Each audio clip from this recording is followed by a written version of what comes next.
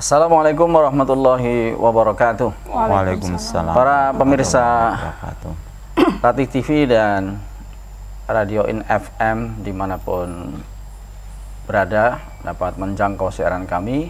Alhamdulillah pada kesempatan sore hari ini kembali kita berjumpa dalam acara dialog interaktif sorotan.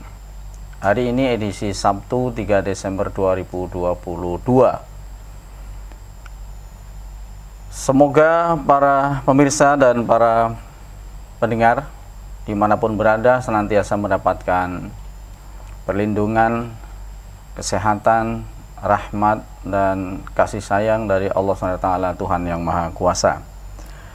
Pada kesempatan sore hari ini kita sama-sama akan berdiskusi, berdialog, mempertajam satu tema yang ini menjadi kepentingan bagi kita semuanya. Yang pertama, untuk memperjelas kepada publik, kepada masyarakat, customer, orang tua, wali, komite, dan peserta didik hubungannya dengan satu hal yang saat ini sedang masih anyar ya, masih baru, yaitu berkaitan dengan surat edaran Bupati Kebumen tertanggal 21 November 2022 nomor 421/1862 tentang sumbangan biaya pendidikan pada satuan pendidikan dasar yang diselenggarakan oleh pemerintah Kabupaten Kebumen.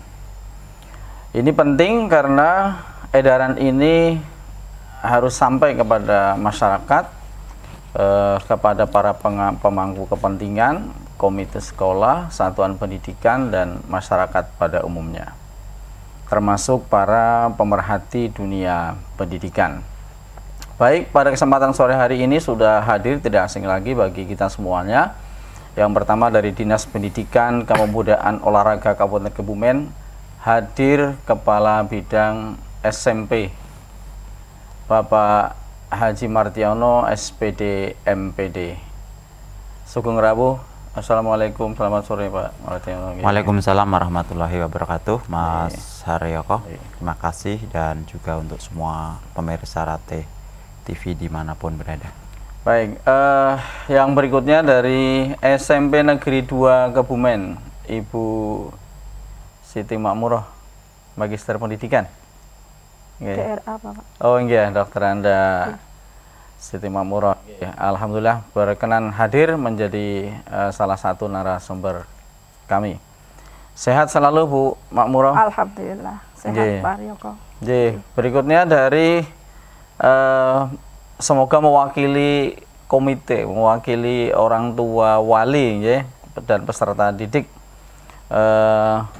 SD Negeri 1 Kudosari, Bapak Ulul Fadli.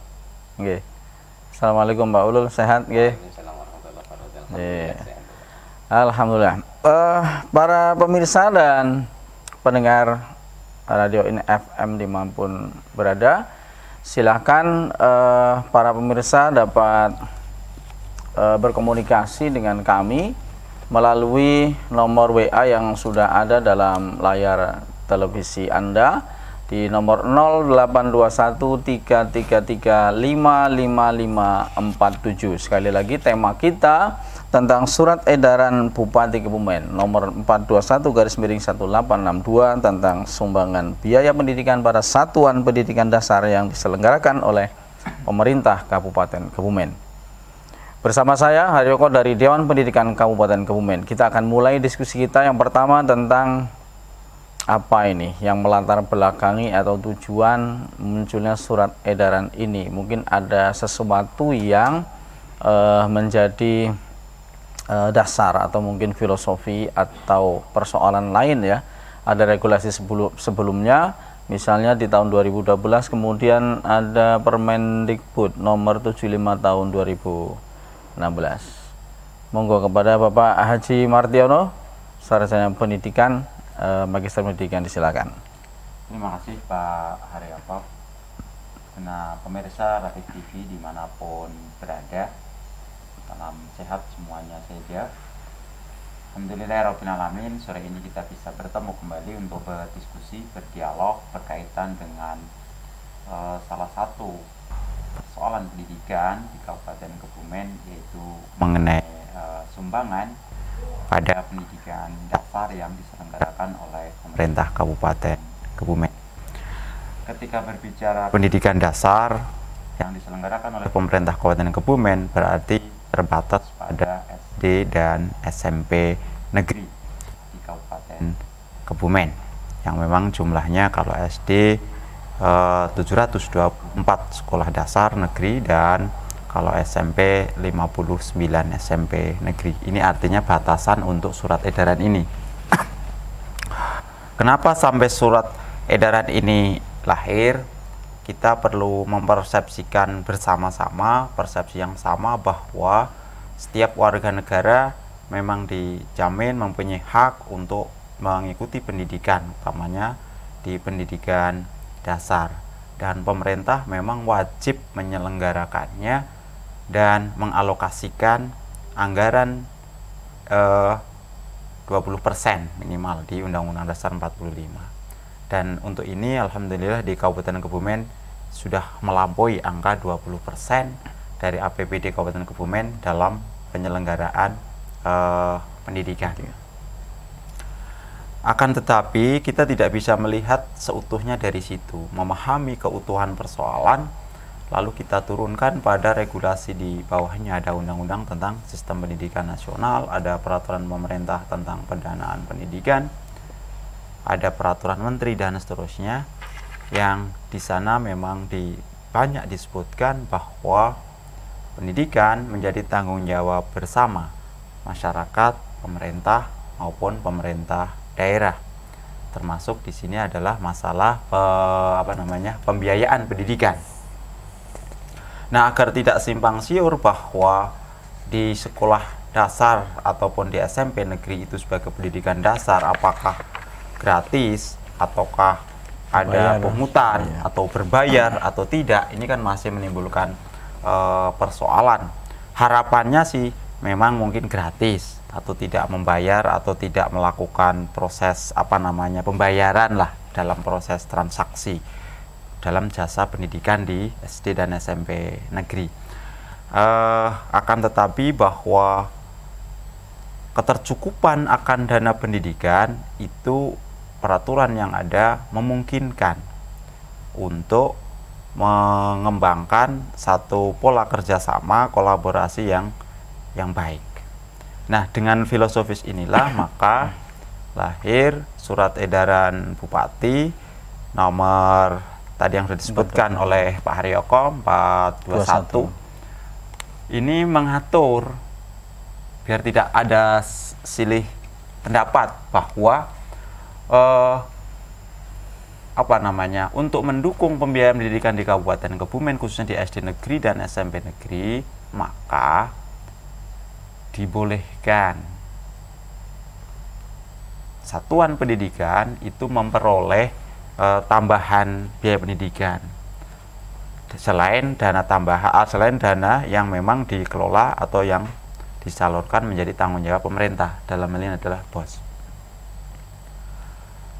Tetapi dibatasi lagi karena memang peraturan Menteri Pendidikan nomor 44 tahun 2012 mengamanatkan boleh satuan pendidikan itu memperoleh tambahan biaya pendidikan dari masyarakat wali murid dalam bentuknya yang disebut dengan sumbangan atau bantuan.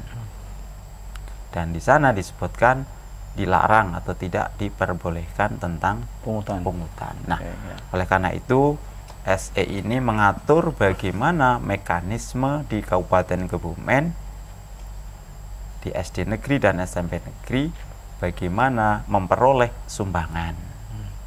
TK PAUD masuk ya? Tidak, karena ini bicaranya di pendidikan dasar. Pendidikan dasar dibatasi SD negeri dan SMP negeri. Ini lingkup surat edaran ini. Nah, disinilah sebenarnya kita harus mengkaji esensi dari surat edaran ini. Jadi bagaimana masyarakat memberikan sumbangan pembiayaan pendidikan pada SD negeri dan SMP negeri. Itu mungkin isinya gitu nanti ya. Teman-teman dari sekolah bisa membreakdown dari amanah surat edaran ini. Gitu Pak Haryo kira-kira. Ya, terima kasih penjelasan singkat. Saya kira ini memang menjadi hak publik, menjadi hak masyarakat untuk mengetahui tentang esensi substansi surat edaran ini, supaya tidak simpang siur di bawah karena tidak membaca surat edaran. Saya kira sebenarnya sudah tertuang dengan jelas. Semoga nanti bisa disimak di ini menjadi pedoman bagi pelaksanaan proses pembelajaran di Sekolah Pengelolaan Pendidikan waktu saya. Baik, kalau menurut ini pelaksana di sekolah, menurut Bu Makmurah Dasmuti, Bu, bagaimana ini dengan surat edaran ini? Apa betul-betul membingkai, memberikan arah, apa membatasi, atau masih ada kesulitan, harus ada pembiayaan tambahan yang harus di backup mungkin lebih besar? Baik, terima kasih Pak Haryoko dan pemirsa Ratih TV yang ada di rumah atau dimanapun berada, bahwa bagi kami sekolah negeri, sekolah milik pemerintah daerah, bahwa kami akan mematuhi dan mengikuti sesuai dengan aturan yang sudah tertuang dalam surat edaran Bupati tersebut. Dan bagi kami, di satu sisi kami sangat mengapresiasi, berterima kasih karena di sana dijelaskan poin-poin apa yang bisa dilakukan oleh komite dalam rangka mendukung pembiayaan sekolah, dan poin-poin apa yang tidak boleh atau dibatasi untuk tidak dilakukan oleh komite dalam rangka mendukung pembiayaan sekolah, sehingga ini menjadi jelas bagi kami bagaimana komite harus melangkah, begitu Pak. Apresiasi yang kedua, di situ juga disebutkan bahwa untuk sarana prasarana itu adalah menjadi tanggung jawab dari pemerintah daerah. Tentu dengan membuat aturan seperti itu, kami meyakini bahwa pemerintah daerah sudah memperhitungkan semuanya, Pak, dan mudah-mudahan nanti kebutuhan sekolah terkait sarana prasarana sesuai yang diperlukan secara bertahap bisa dipenuhi oleh pemerintah daerah. Dan yang kami tangkap dari SE tersebut juga sepertinya ada pesan dari pemerintah Kabupaten Kebumen bahwa sekolah nampaknya yang diingini oleh pemerintah daerah supaya lebih fokus pada pengembangan prestasi, Pak. Orientasinya ke pengembangan prestasi, kepada layanan yang lebih baik kepada peserta didik. Kemudian sarana prasarana itu mengoptimalkan yang sudah ada, dan jika perlu perbaikan atau mungkin pemeliharaan, kami akan memaksimalkan atau mengoptimalkan dana BOS sesuai dengan ketentuan yang diizinkan oleh BOS. Jadi mudah-mudahan tidak ada kendala, mudah-mudahan. Kami belum bisa matur ada kesulitan atau tidak karena kan belum dijalankan, Pak. Baru awal ini, tapi mudah-mudahan tidak ada kendala, yaitu tadi, Pak, bahwa untuk pemeliharaan atau perawatan ringan terkait Sarpras kami mengoptimalkan anggaran BOS sesuai yang diizinkan, sementara kami akan fokus pada pengembangan prestasi, peningkatan mutu layanan kepada siswa melalui sharing dana dengan komite sekolah. Baik, terima kasih. Mudah-mudahan ini mewakili seluruhnya atau sebagian kepala sekolah ya, pelaksana di satuan pendidikan. Nah, berikutnya ini dari Komite SD Negeri 1 Kutosari. Ini surat edaran ini kan keluar setelah proses itu berjalan. Di antaranya sudah mungkin sebagian sudah melaksanakan rapat komite dan sebagainya. Seperti apa, Pak, menurut komite sekolah? Semoga ini mewakili perasaan dan persepsi sekian banyak komite sekolah. Monggo, Bapak. Pak, terima kasih. Bapak Ibu sekalian yang saya hormati, yang pertama kami apresiasi dan terima kasih yang tak terhingga dari kami selaku komite di SD Negeri 1 Kutosari atas terbitnya surat edaran ini, Pak. Karena dengan surat edaran ini menjadikan arah bagi kami dari komite untuk bagaimana memajukan dari SD Negeri Kutosari 1 atau di sekolah-sekolah yang lain. Dari surat edaran ini sudah merupakan sesuatu yang menurut kami mewakili keinginan kami, Pak. Karena tadi dari Pak mengendiko bahwa bagaimana proses ini keluar setelah adanya proses, Pak. Tapi mohon izin karena memang di kami di SD Negeri 1 Kertosari sebelum muncul surat edaran ini kan sudah berteman pada Permendikbud 75, Pak. 2016, Sehingga Nyun Sewu di Kertosari 1 khususnya itu tidak ada kendala. Justru dengan surat edaran ini memayungi, Pak, bagi kami. Cuman ada beberapa yang Nyun Sewu menjadi perdebatan di bawah karena kan dari komite. Yang pertama tadi disampaikan oleh Pak Haji Martiono, juga dari Pak Kabid, juga dari Ibu SMP Negeri 2 Kebumen, bahwa di pengadaan sarana prasarana, Pak. Mungkin baik Pak Ulul, sebelum kita lanjutkan tentang perdebatan, kita cukupkan, nanti kita lanjutkan perdebatannya. Ini kita sudah pembukaan, respon aja dulu seperti apa. Sambil kita menunggu juga mungkin dari pemirsa dan pendengar yang ada di rumah mungkin mau berpartisipasi, mempertajam, memperjelas tentang surat edaran ini, tentang substansinya seperti apa. Saya kira ini kita banyak berharap ya dengan surat edaran ini menjadi landasan memayungi perjalanan pengelolaan satuan pendidikan. Baik, kita akan kembali lagi untuk melanjutkan diskusi kita sore hari ini setelah kita jeda sesaat ini.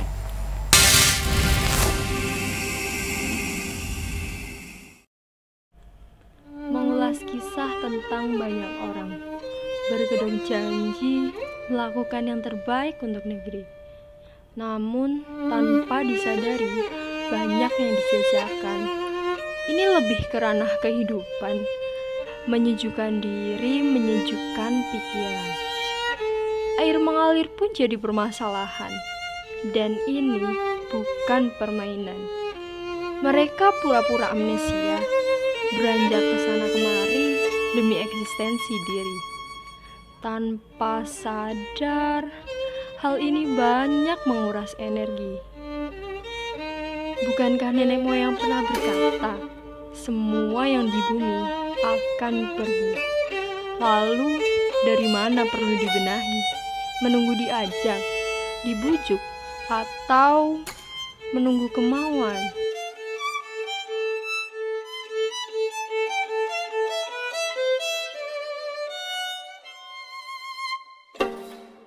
Dan sekarang waktunya, mulailah berani mengambil tindakan.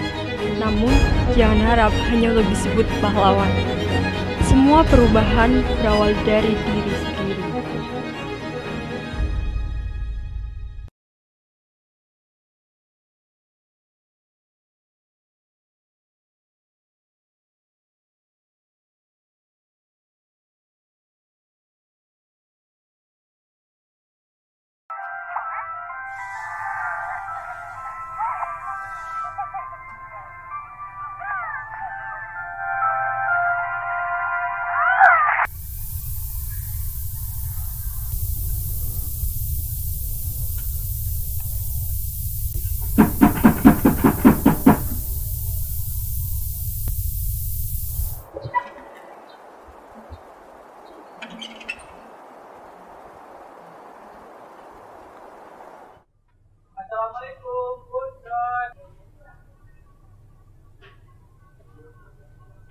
Waalaikumsalam.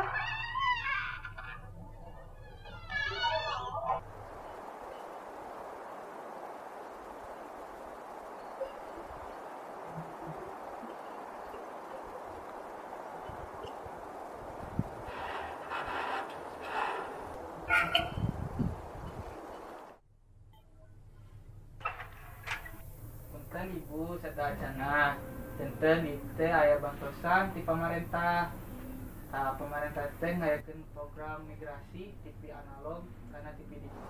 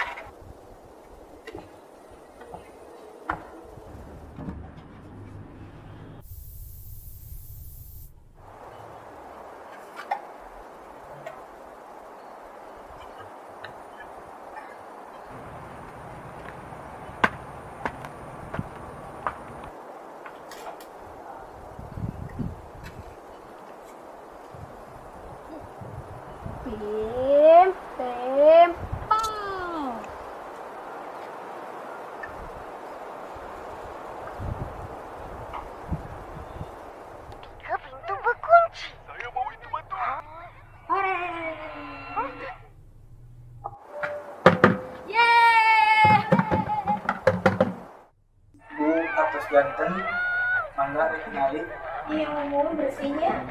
Udah bersih oke ibu, kayak canggih sama jernih nah kan namanya TV digital.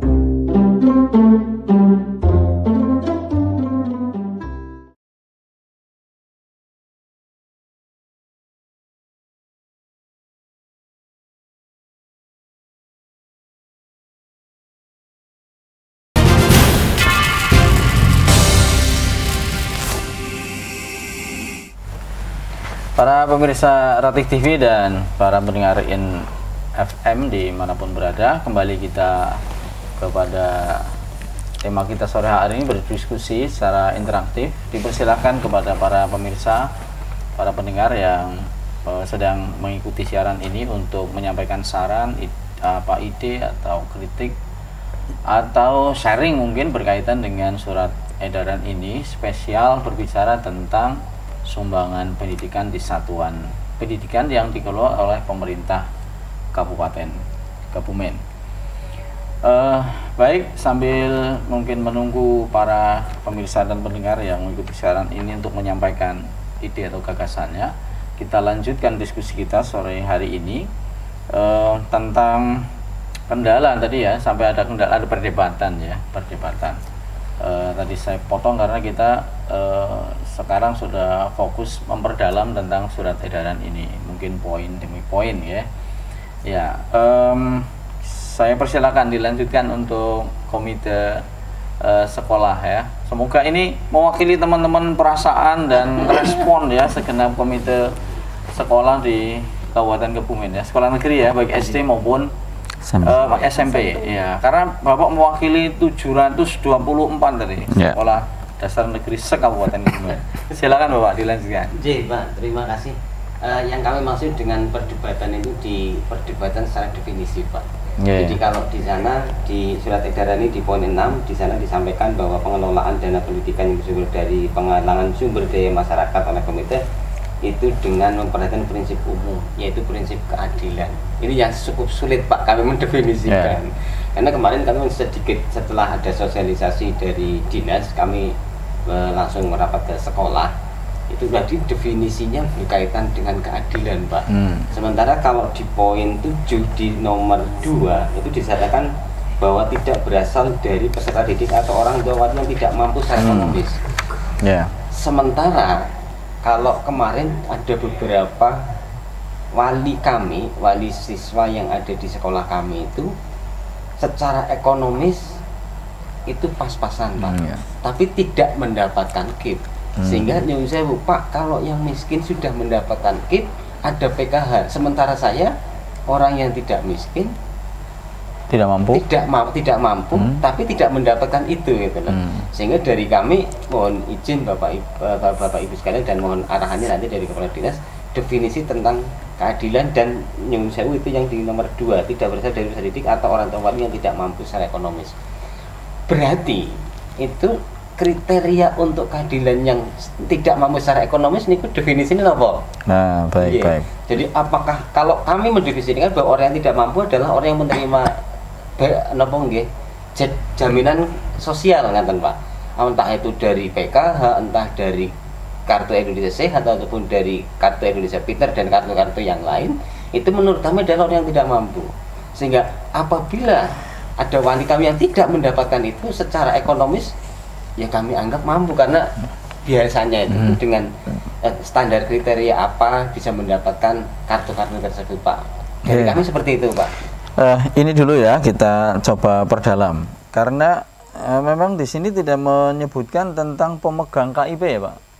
Mungkin ada tafsirnya sendiri nih, tidak mampu adalah mungkin ya. Gitu loh. Nah ini mungkin ekonomis Pak ini gimana? Penjelasannya karena secara realnya orangnya nggak mampu, tapi secara legalitas tidak punya KIP. Ada yang mungkin kelihatannya sebenarnya bukan kelihatannya, senyatanya lebih mampu, tapi punya KIP. Ya kan menyebabkan di bawah bisa kemuruyak ya, menjadi tidak nyaman lah gitu. Nah mungkin ada penjelasan. Memang di sini tidak mencantumkan tentang pemegang KIP, tapi mungkin penjelasan ini tentang tidak mampu secara ekonomis. Ya, ini langsung dijawab saya mumpung ada Pak Kabit ini. kalimat itu sebenarnya merupakan salah satu turunan dari Permendikbud 44 2012. Di sana jelas disebutkan bahwa baik sumbangan maupun pungutan itu tidak diperkenankan untuk atau tidak diharapkan sebenarnya bahasa atau tidak terjadi pada wali murid ataupun warga masyarakat yang memang kurang mampu secara ekonomis. Itu bahasa hukumnya begitu, bahasa diregulasinya begitu. Nah, kita coba turunkan. Maka ketika asas keadilan dimunculkan atau tafsir atas asas keadilan itu seperti apa? Ya logikanya orang yang mampu itu diharapkan memberikan sumbangan, yang kurang mampu ya boleh saja sebenarnya menyumbang, tetapi sesuai dengan kemampuannya. Tapi kita tidak mengharapkan sumbangan dari yang tidak mampu. Tidak mampu. Saya rasakan tadi ada tafsir yang begitu. Nah, sekarang menjadi persoalannya siapa sih sebenarnya yang disebut tidak mampu secara ekonomis. Ada indikator-indikator, kalau kita bicara indikator kemiskinan atau indikator ketidakmampuan, di sana sudah jelas. Satu, dia tercantum di dalam DTKS, data terpadu kesejahteraan sosial. Ini sudah tidak ada perdebatan. Siapapun yang ada di situ, entah itu kaya atau miskin, mampu atau tidak, ada di DTKS tidak mampu sebagai orang tidak mampu. Kita tidak bisa memperdebatkan kalau misalnya punya mobil kok di situ data di DTKS, ya sudah. Mungkin mobilnya utang, artinya dia tidak mampu gitu. Itu satu, indikator satu. Nah, karena masih ada perdebatan berikutnya bahwa tadi mungkin ada seperti disampaikan oleh anggota komite tadi, ada orang kurang mampu tapi tidak terdaftar di DTKS atau tidak dapat KIP misalnya. Nah, saya rasa ini mungkin dari pendataan yang mungkin kurang menyeluruh mungkin, sehingga di masyarakat tertentu masih ada data yang tertinggal. Tetapi saya rasa perdebatan ini kalau memang diperdebatkan, maka salah satu langkah sebelum komite itu melakukan penggalangan dana, maka komite dan kepala sekolah itu membuat rencana mapping dulu. Artinya wali murid di sekolah itu sejumlah 500 orang misalnya, 500 anak itu di mapping. Siapa sih sebenarnya yang masuk kategori kurang mampu, dan ini bebas kita menentukan kriteria daripada berdebat. Nanti komite bisa sepakat dengan sekolah bahwa wali kita yang kurang mampu itu yang mungkin pendapatannya UMR ke bawah misalnya, boleh saja. Tetapi yang jelas indikator yang sudah disepakati nasional adalah yang terdaftar di DTKS. Indikator yang lain tadi saya rasa sampai hari ini kita pun akan banyak berdebat kalau bicara indikator. Maka bisa di situ punya kearifan lokal tersendiri. Bisa jadi di SD 1 Kutosari orang tuanya bergaji UMR itu sudah dianggap nggak mampu. Ya. Tetapi mungkin di SD pinggiran yang lain, tempat saya misalnya di daerah sana itu gaji segitu itu sudah termasuk mampu. Ya nggak apa-apa, sama-sama dua orang ini tidak masuk di dalam DTKS. Tapi kalau orang ini masuk di DTKS, ya sudah, siapapun orangnya kita harus setuju bahwa dia itu tidak mampu atau kurang mampu secara ekonomis. Jadi ada dua kriteria menurut saya. Yang kriteria sudah baku itu yang memang tercantum di dalam DTKS. Kriteria kedua itu monggo menjadi kearifan lokal, bahasa kurang mampu secara ekonomis itu bisa dipetani. Maka di situ agar tidak muncul tadi mungkin kerasa tidak adilan muncul, maka kearifan antara komite sekolah dan sekolah itu bisa melakukan proses mapping. Tapi kembali ke di atasnya bahwa ini prinsip sumbangan, kita pun tidak membatasi bahwa orang tidak mampu kok tidak boleh nyumbang, kan nggak bisa kan? Karena namanya sumbangan. Tapi secara regulatif memang kita mempunyai harapan begitu. Jadi biar maaf mungkin masyarakat kita yang masih kurang mampu, ya nanti suatu saat lah ketika sudah mampu mungkin akan memberikan sumbangan. Tapi kalau mau menyumbang, apakah boleh? secara prinsip dasar ya boleh saja. Oke. Saya rasa baik. itu. Oke. Baik, ini dicatat ya Pak Komite ya. Dan kepada para pemirsa dan pendengar, kita tahu bahwa sebenarnya orang yang dalam kategori ketidakmampuan secara ekonomis tetap bisa berpartisipasi. Jangan sampai orang mau berbuat baik, beramal soleh saja nggak boleh, misalnya nyumbang buatan para panjenengan orang mampu. Nah, artinya berpartisipasi sesuai dengan kemampuannya masing-masing. Ya. Ini yang selesai saya kira ya untuk ini ya. Monggo nanti ini juga bisa dipedomani. Secara teks di sini memang tidak tercantum, tapi bisa kita pahami bersama seperti itu adanya. Ya, karena nominal yang sama tadi disebut UMR di satu tempat, di tempat yang lain itu berbeda. Di UMR di sini masih di bawah kemampuan mungkin ya, tapi di tempat yang lain UMR itu sudah mampu untuk berpartisipasi. Baik, ini kebijakan lokalnya begitu. Nah, untuk SMP 2 Kebumen ini, bagaimana Bu partisipasi dari orang tua wali hubungannya dengan ini? Ada sumbangan apa enggak Bu? Oh, mau. Ya Pak Haryoko, tentu karena dana BOS belum bisa mencukupi semua kebutuhan sekolah, tentu kami melalui komite mengharapkan ada sumbangan atau partisipasi dari masyarakat, khususnya orang tua wali. Untuk itu di beberapa bulan yang lalu memang kami sudah komite kami sudah mengadakan pleno begitu Pak, dan tentu untuk penggalangan dana dan ada sumbangan Pak. Sumbangannya sesuai kesanggupan atau pernyataan masing-masing. Karena sesuai dari arahan Pak Kabid waktu itu supaya di rapat pleno tersebut orang tua siswa mengisi surat pernyataan bersedia menyumbang berapa, dan berdasarkan hasil rekap yang dilakukan oleh tim kami, karena komite minta bantuan tim kami untuk merekap dari surat pernyataan itu bervariasi Pak, bervariasi sekali. Iya, ada yang nol nggak Bu? Ada yang nol ya? Ada kurang lebih 20%. Nol. Gitu. Kurang lebih 20% itu nol Pak. Oke, kurang lebih 20%. Kemudian yang hanya mengisi berapa gitu juga ada. Jadi variasi sekali. Tapi yang istilahnya melebihi yang disampaikan komite itu juga ada beberapa. Ya, cukup variasi. Ya alhamdulillah, mudah-mudahan bisa terrealisasi, walaupun dari informasi yang kami terima dari pengurus komite biasanya dari kesanggupan atau pernyataan sanggup yang sudah dituliskan oleh para orang tua wali, biasanya yang kemudian sampai akhir tahun bisa diterima oleh komite pada kisaran 70–80%. Baik. Catatan penting, saya mewakili komite, kan Dewan Pendidikan itu mewakili komite Kabupaten Kebumen. Titipan penting saya untuk sekolah, saya kira pengelola satuan pendidikan, baik yang berpartisipasi besar kecil maupun nol partisipasinya, layanan kepada peserta didiknya tidak berbeda. Nah, itu maksud saya, itu catatan penting bagi kami ya, Dewan Pendidikan harus mewakili masyarakat ya, termasuk komite sekolah. Ini disampaikan kepada semuanya para pelaksana ya, di satuan pendidikan, bahwa jangan sampai karena partisipasi atau kontribusi secara material termasuk jasa itu kecil kepada satuan pendidikan mengakibatkan layanan kepada peserta didik kemudian dibedakan berdasarkan besarannya partisipasi. Ya,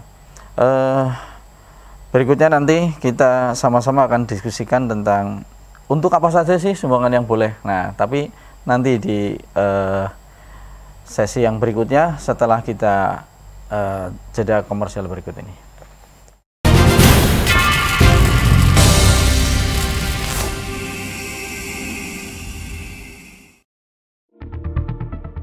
Rokok ilegal tanpa cukai masih banyak dijumpai di sekitar kita.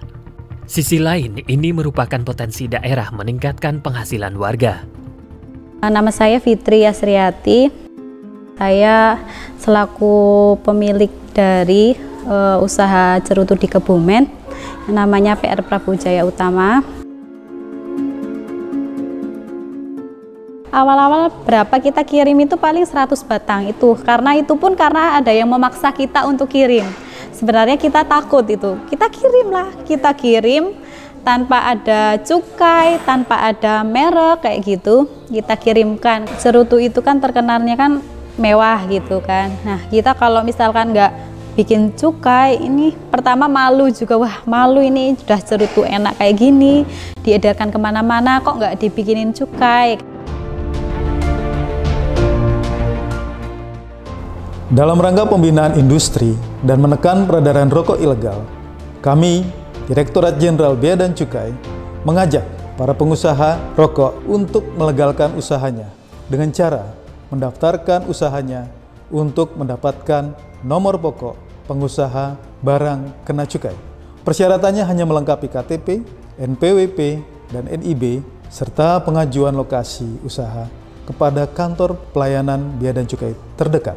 Kami pastikan bahwa pelayanan yang kami berikan adalah pelayanan bebas biaya atau gratis. Mari Bapak Ibu, kami mendorong untuk berusaha secara legal, karena legal itu mudah dan legal itu berkah.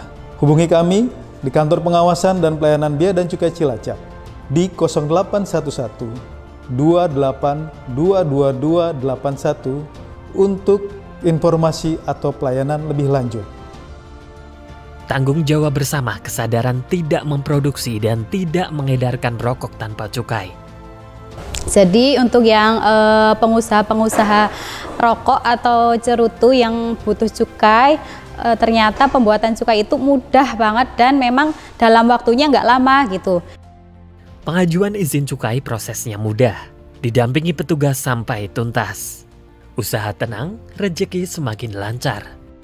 Bapak Ibu, legal itu mudah dan legal itu berkah. Pesan ini disampaikan oleh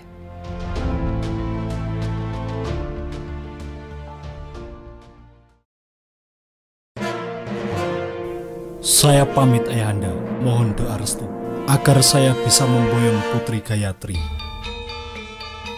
Ayahanda pasti merestuimu, anakku.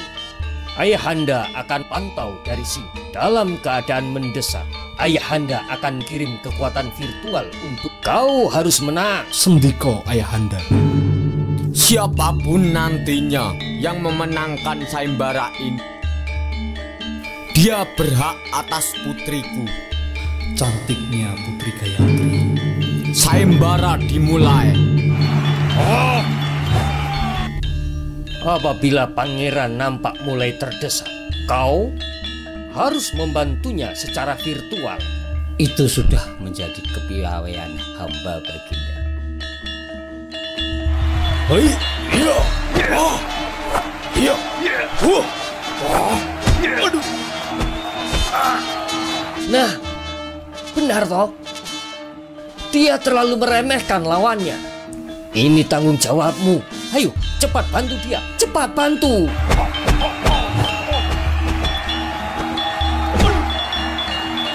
Dia bisa remuk.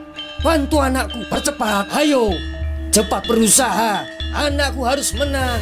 Nah, begitu. Bikin dia kebal.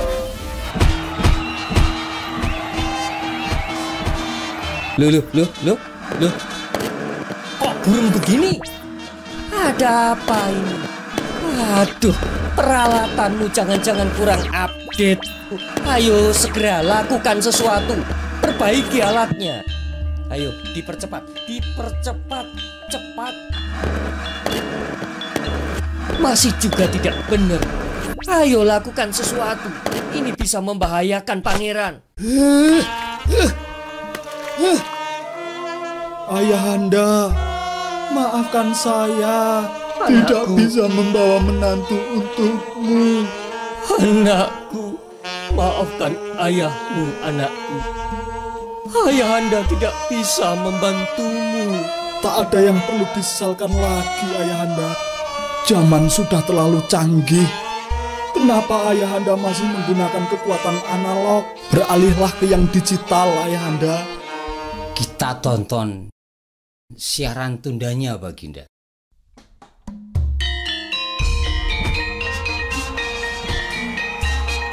Nah, ini bersih, jernih, canggih. Ini baru digital, gambarnya cerah. Ganti analog dengan yang digital.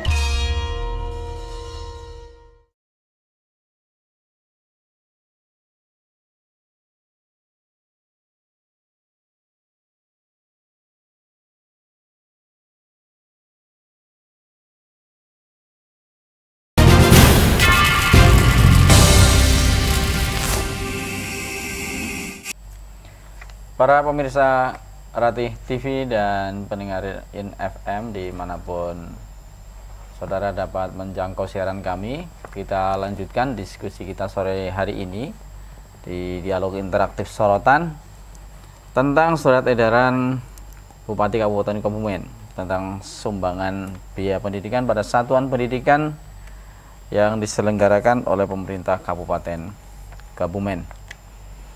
Di bagian akhir ini kita sama-sama akan mendiskusikan tentang sumbangan ini diperuntukkan untuk apa saja yang bisa dibiayai dengan sumbangan pendidikan, atau satuan pendidikan bisa ada sumbangan pendidikan itu karena kepentingan apa. Nah, ini di bagian akhir supaya orang tua, wali, peserta didik juga memahami dan masyarakat pada umumnya hal-hal apa saja yang bisa dibiayai. Baik, dari Bu Makmur dulu, monggo. Ya, siap.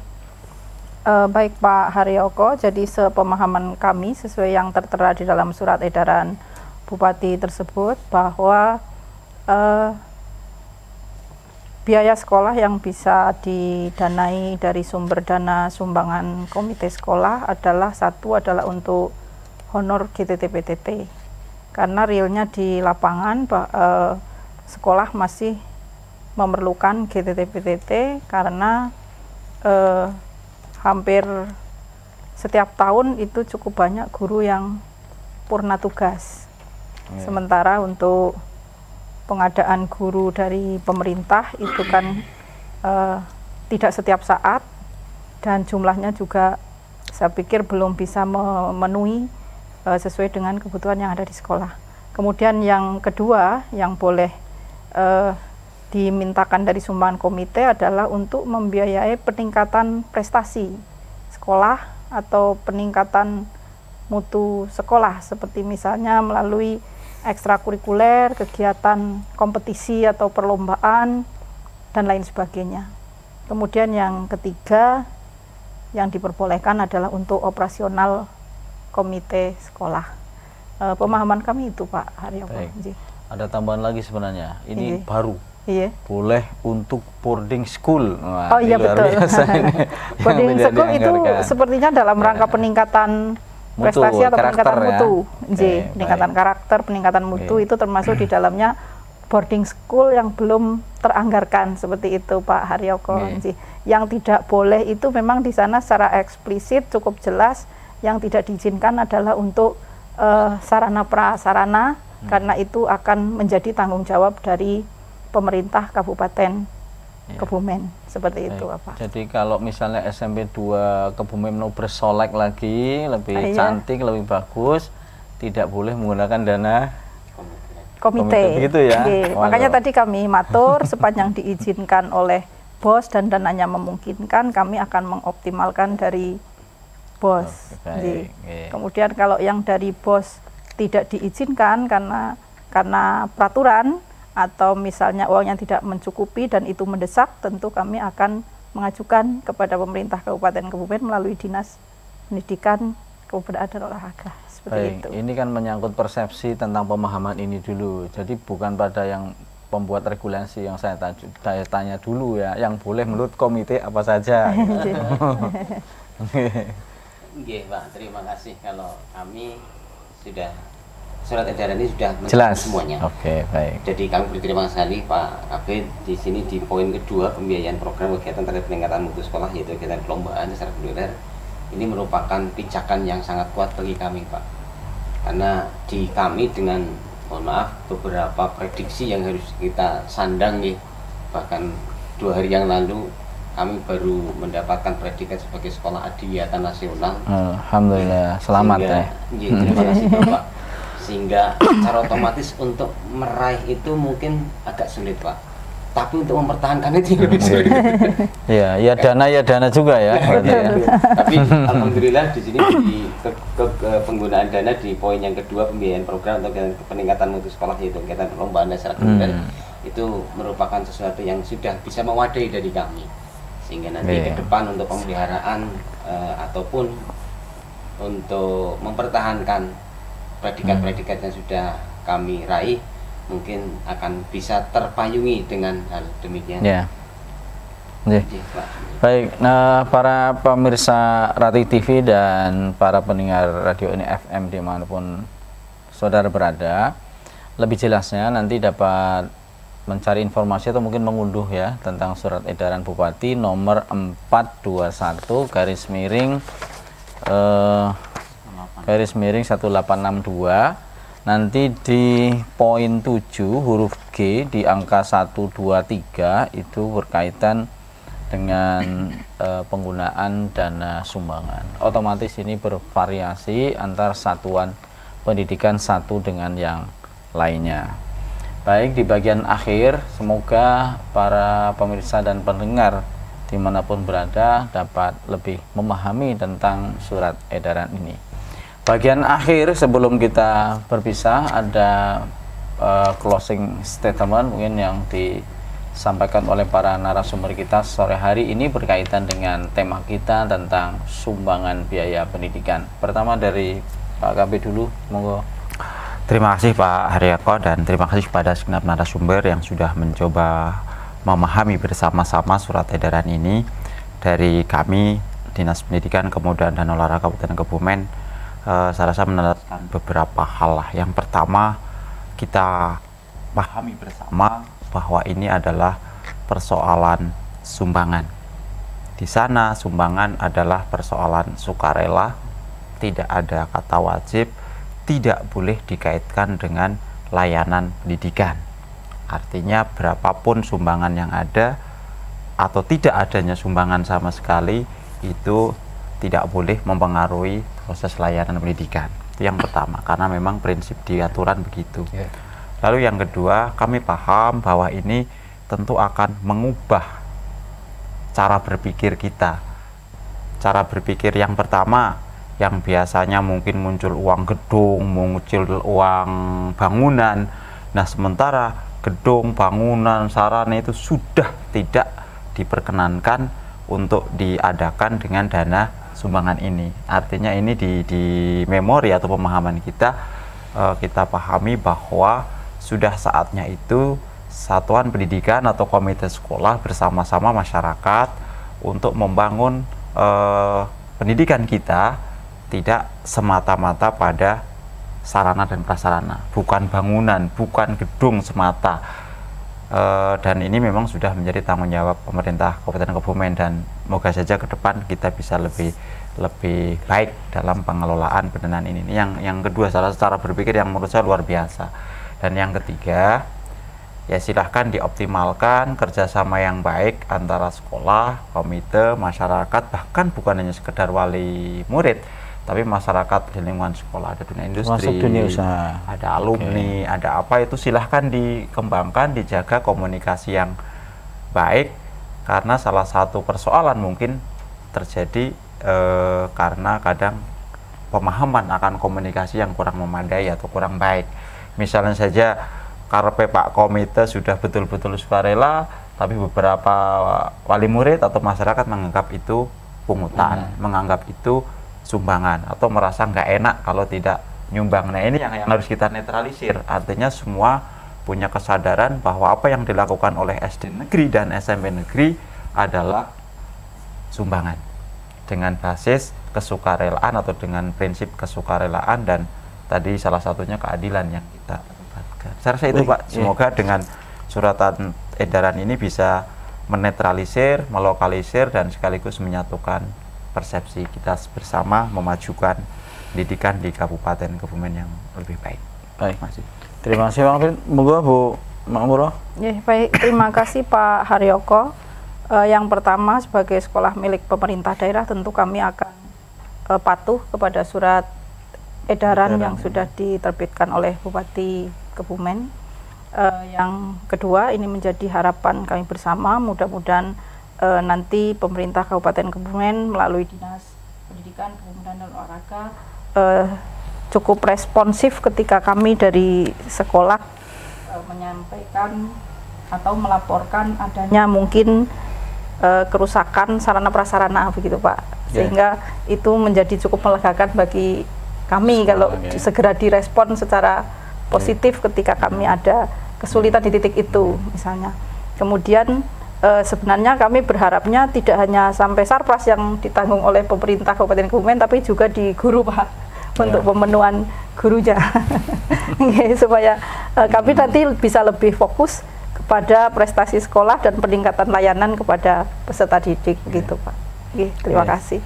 Terakhir dari Komite SD Negeri 1 Kudasari. Pak, terima kasih. Kami hanya berharap pada Bapak Ibu Komite Sekolah, mari kita gunakan surat edaran ini sebagai pijakan kita untuk mempertahankan dan mengembangkan sekolah dimanapun sekolah yang kita ambil bersama untuk menjadi lebih baik ke depan, sehingga mutu pendidikan di Kabupaten Kebumen bisa menjadi lebih baik. Terima kasih.